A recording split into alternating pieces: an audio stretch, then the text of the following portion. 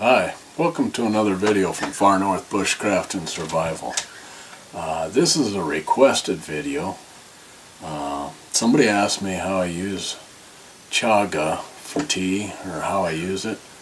So that's what this video is going to be about. Hi, I'm Lonnie, or otherwise known as Fresh Air on YouTube. And I got some chaga here that I've had for a while, and I'll show you how I process it. Okay, what I did was I took a board out of my shop and I sanded it clean, sanded it real smooth. Now what we're going to do is we're going to put it inside of a cooler. I've got this cooler all washed out, and I've been harvesting some chaga in it already, as you can see from the dust here. Now what you're going to want to do first is I used the black stuff as well as the inner brown part of the chaga, but a lot of the times you'll find stuff that you don't want in there, such as part of the tree bark. So we'll trim that off first. And how I process the chaga is with a hatchet. So we'll chop this off and get rid of it.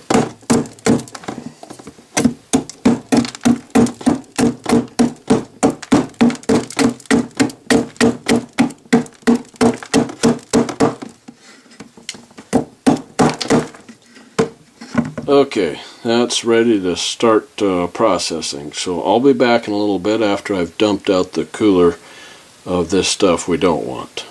Okay, we're back and we're ready to start processing the chaga.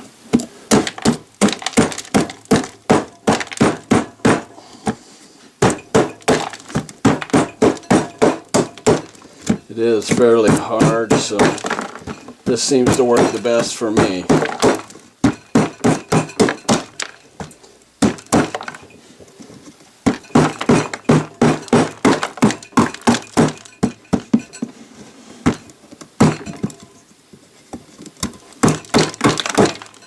Okay, rather than chop up that whole thing, I'll just continue on. The bigger pieces you'll want to re-chop into smaller. Process them up into, I don't know, marble size or less. Okay, now I dump these out into a bowl, and here's some that I've got already ready for the next step. Now what I do is I take an electric coffee grinder, and I put a little bit in each time.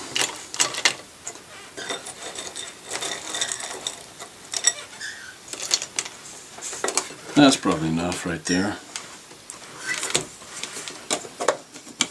And then grind it.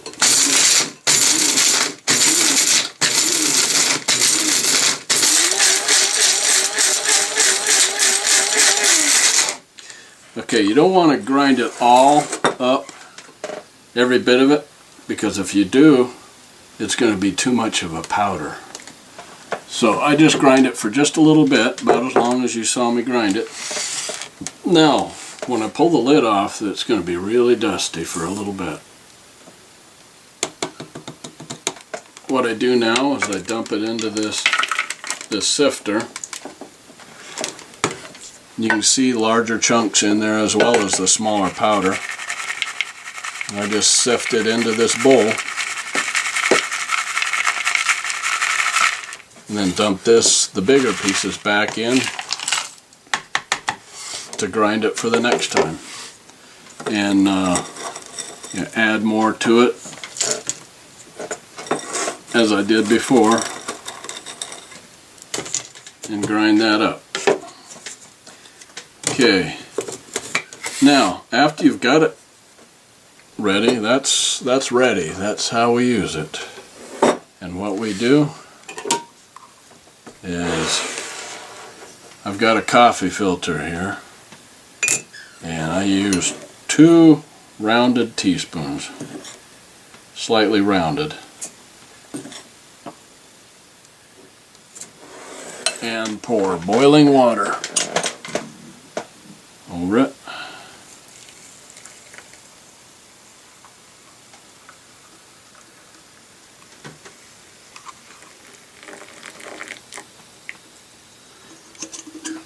And I don't like things real hot. I can't handle real hot things, so I let this steep for probably a minimum of 10 minutes.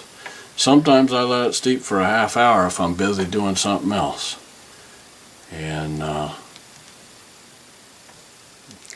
you can see, it colors the water pretty quickly. So we'll come back here in a little bit when it's ready to drink, and I'll show you that. Okay, it's been probably 10 or 15 minutes here. This is steeped long enough. One thing I forgot to mention before is, what is chaga? Some of you who are watching this are probably wondering, well, what in the world is chaga?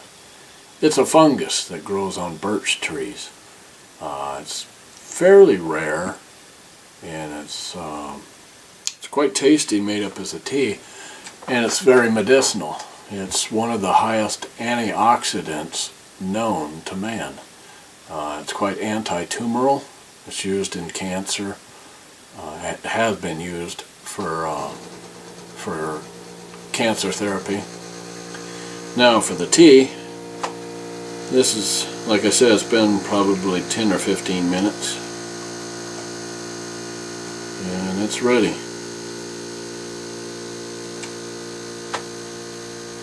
Now you can reuse the chaga. I usually reuse it once. Later in the day I'll steep this again as is, but it ends up being about half the strength of the original. So one more shot at this and then I toss it out. I think it's pretty good just by itself, but occasionally I'll just have a sweet tooth and want some sweetener in it. So since this chaga comes from the birch tree, I thought how appropriate. One of the best sweeteners is a teaspoon of birch syrup that me and my wife made several years ago. It sweetens it up real well and tastes great.